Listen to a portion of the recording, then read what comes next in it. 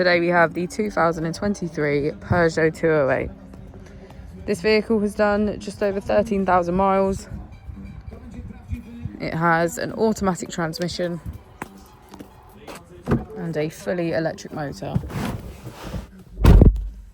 To the left of our steering wheel, we have cruise control as a feature, as well as voice control, automatic headlights. On the right, we have hands-free calling and automatic wipers.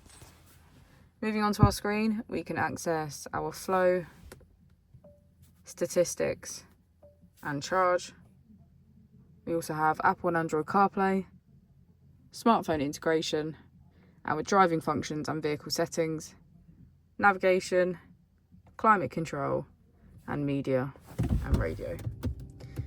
If we put the vehicle into reverse, we can see that it comes with a 360 parking camera with parking sensors. If we press our drive mode button, we can switch between our 3 different driving modes: eco, normal, and sport.